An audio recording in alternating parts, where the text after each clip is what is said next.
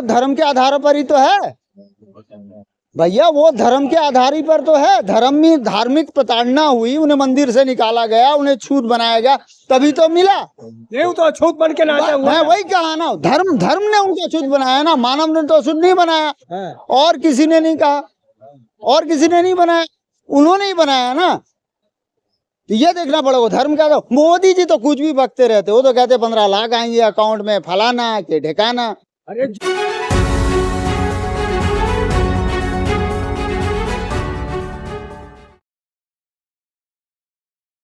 आज अशोक विजय दशमी के अवसर पर हमारे साथ सैयद हसन जी हैं। मैं इनसे जानूंगा कि आखिर इनका आज आने का क्या कारण है और क्या सोच रहे हैं आज विजय दशमी के ऊपर। सर, सबसे पहले जय भीम। जय भीम, नमो बुद्धाय, अस्सलाम वालेकुम। मैं आपके चैनलों के माध्यम से तमाम बौद्धों को, बहुजनों को, जो तथागत बुद्ध, बाबा साहब अम्बेडकर, ज्योतिबा फुले या जितने भी बहुजन विचारधारा के लोग हैं, सबको आज विजयदशमी की बधाई देता हूं। और जो आज ही के दिन नागपुर में 14 अक्टूबर 1956 को बाबा साहब अम्बेडकर ने 22 प्रतिज्ञा ली थी, और उस प्रतिज्ञा को जो है आज तक उसको परंपरागत चलाया गया, और जो बुद्धमय भारत का सपना देखा था उसको पूरा करने की उन्हें शुभकामनाएं देता हूं। और उनसे और ये भी मैं ये करता हूं, दुआ करता हूं कि बहुत जल्द जो है ये जो है परिणीत होगा और भारत बहुत जल्द बुद्धमय बनेगा, जो बाबा साहब अम्बेडकर ने सपना देखा था। उसके लिए मैं आया हूं, बधाई देने आया हूं। मैं बुद्धिस्ट सोसाइटी ऑफ इंडिया तमाम बहुजनों का शुक्रिया भी अदा करता हूं, जब वो हमें इनवाइट करते हैं ऐसे मौक़ों पर, और हमारे साथ हमेशा हर जुल्म में, हर ज्यादती में हमारे साथ खड़े भी रहते हैं। और हम भी जब भी मौका मिलता है, जब भी हमें मौका मिला है, हम उनके साथ आकर खड़े होते, क्योंकि मजलूम से बहुत गहरा रिश्ता होता है।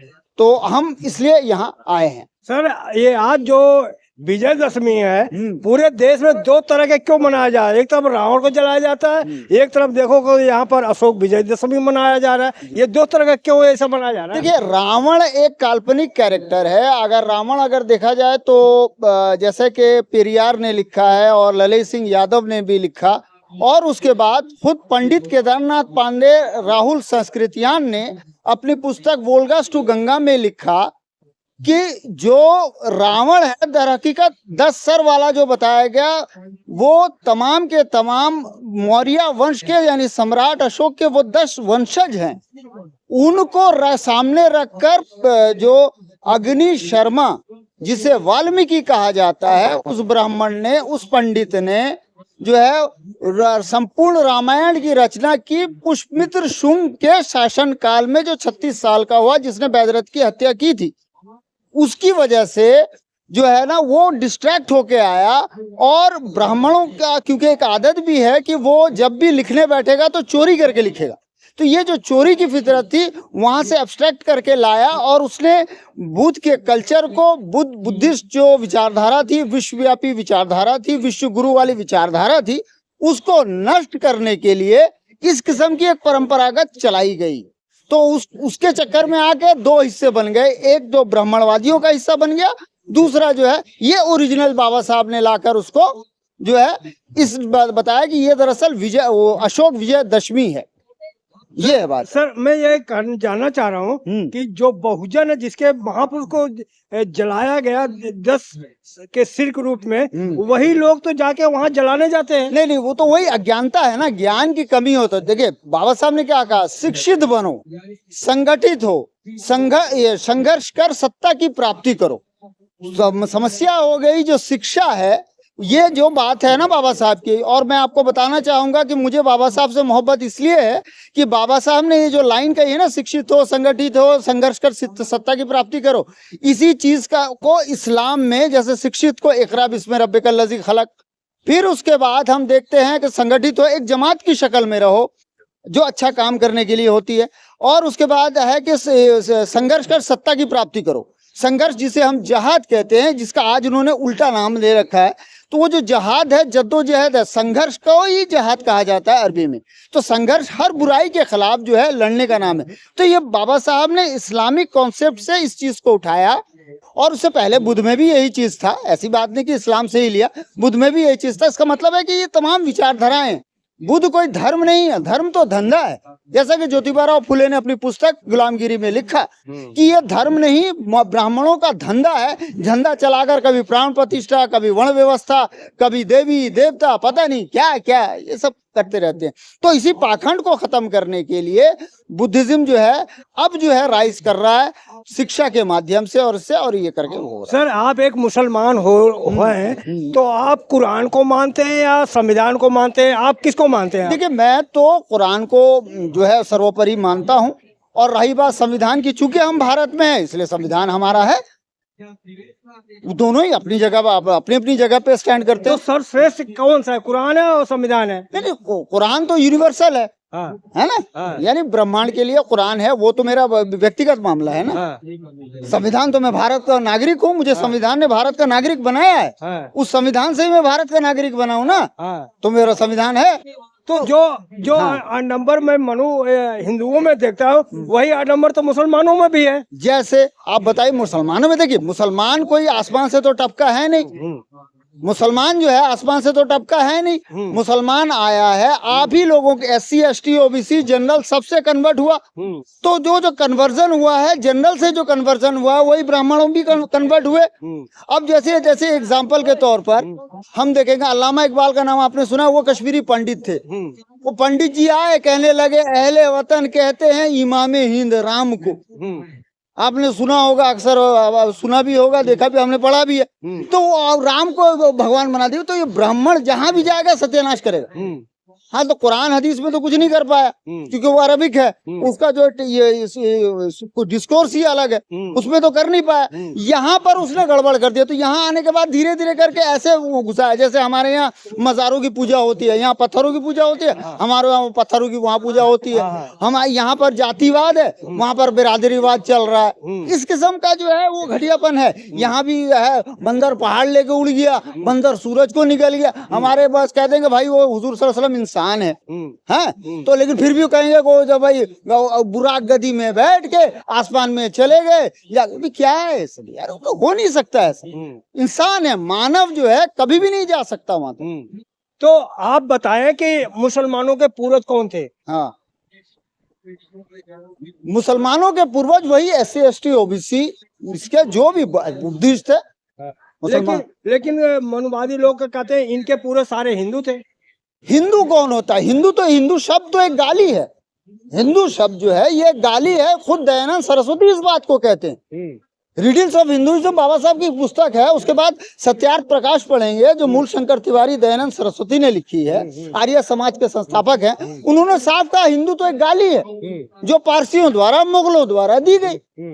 तो हिंदू तो कोई था ही नहीं। इस्लामिक कॉन्सेप्ट में हिंदुत्व का कोई अस्तित्व ही नहीं है। रही बात सनातन की, तो अंतो सनातनो वो तो बुद्ध हैं, वो तो बुद्ध हैं।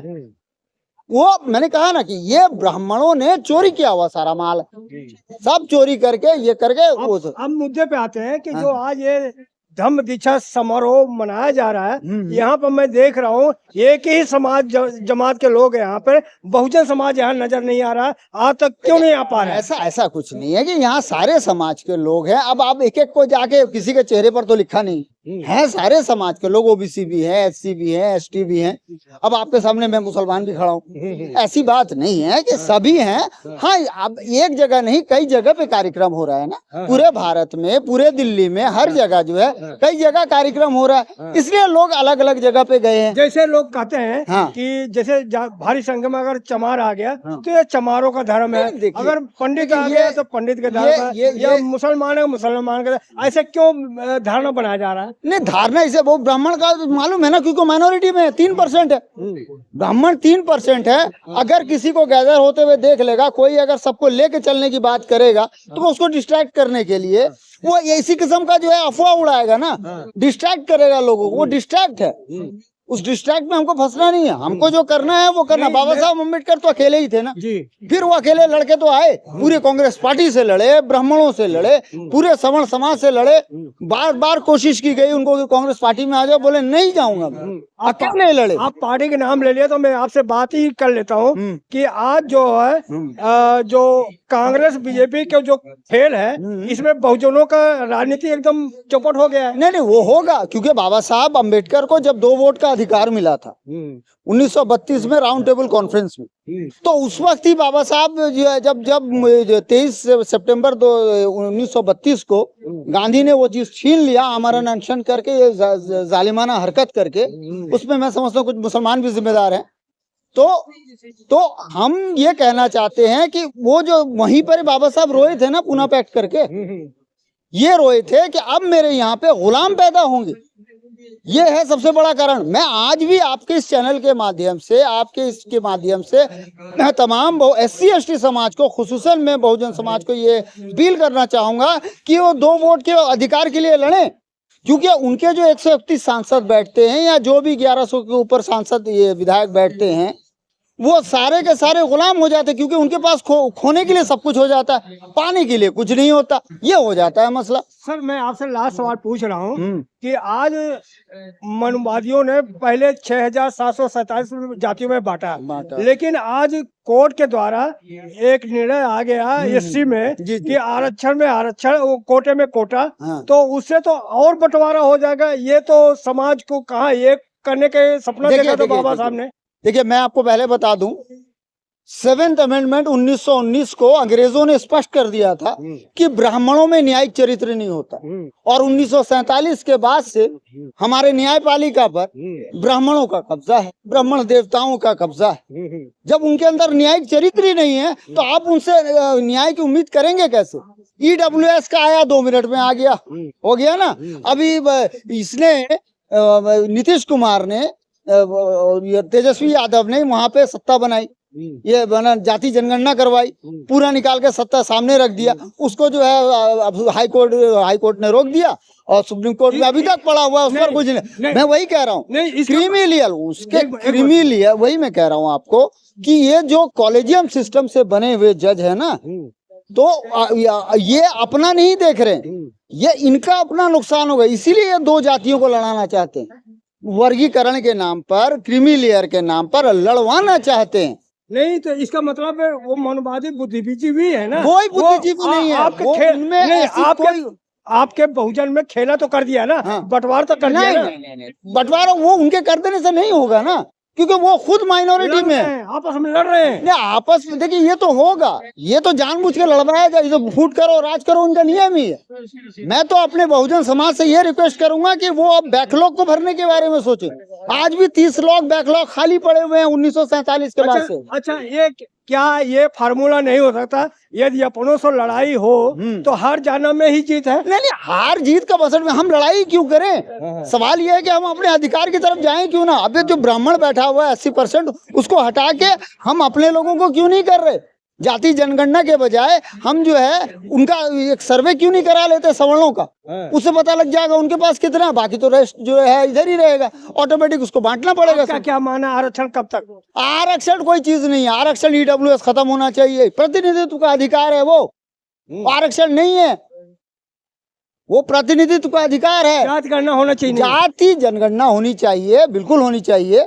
और उसके बाद जो है उससे पहले जो है ना ये जो सवर्णों का सर्वे होना चाहिए, वो कितने % है सरकार में? जात तो है ही नहीं है, जात तो केवल 4 है, क्या कहते हैं, गरीब अमीर औरत पुरुष, तो जात तो है ही नहीं। जाति गणना किस बात का? नहीं, मानव तो मानव होता है, सिटीजन तो सिटीजन होता है, ठीक है, वो बात मैं नहीं कह रहा भाई, ये प्रतिनिधित्व का अधिकार है, रिप्रेजेंटेशन है, वो रिजर्वेशन नहीं है। संविधान आप उठा के देख। अच्छा, मोदी जी ये बात क्यों करें कि हम धर्म के आधार पर आरक्षण नहीं होने देंगे, वो क्यों ऐसा बयान? तो वो तो ये जो है ये तो पूरा धर्म के आधार पर ही तो है भैया, वो धर्म के आधार ही पर तो है। धर्म में धार्मिक प्रताड़ना हुई, उन्हें मंदिर से निकाला गया, उन्हें छूत बनाया गया, तभी तो मिला। नहीं तो छूत बन के नाचा हुआ। मैं वही कहा ना, धर्म ने उनको छूत बनाया ना, मानव ने तो छूत नहीं बनाया, और किसी ने नहीं कहा, और किसी ने नहीं बनाया, उन्होंने ही बनाया ना। तो ये देखना पड़ेगा धर्म क्या था। मोदी जी तो कुछ भी बकते रहते, वो तो कहते 15 लाख आएंगे अकाउंट में, फलाना के ठिकाना। अरे जीत तो रहे ना। चलो जीत रहे, ईवीएम गड़बड़ी, और उसके बाद उसके अभी आप देखें ईवीएम का गड़बड़ी सामने आ गया। फिर वही रोना रोगे, जब हार गए तो ईवीएम खराब है। आज भी जीत कहते गए तो हैं, नहीं। जीवीएल नरसिम्हा राव ने ये बात कही है, लाल कृष्ण आडवाणी ने कही है, किताब है उनकी, डेमोक्रेसी एट रिस्क। जब जीत जाते हो तो क्यों जीत खुशी कभी मनाते नहीं हो? बोले, कभी हमने जीत पर खुशी नहीं बनाई। अरे जारे विपक्ष है ना, नो, विपक्ष- चिल्लाते नहीं, बोलते नहीं। पक्ष विपक्ष दोनों मिले, दोनों ही मनोवादी। बहुजन उसमें है ही कहाँ, बहुजन तो इक्का दुक्का ही है। तो यही आप- कहना चाहता हूँ। तो आपका देख रहे थे, ये कैसा आपको लगा? अपनी प्रतिक्रिया जरूर लिखे।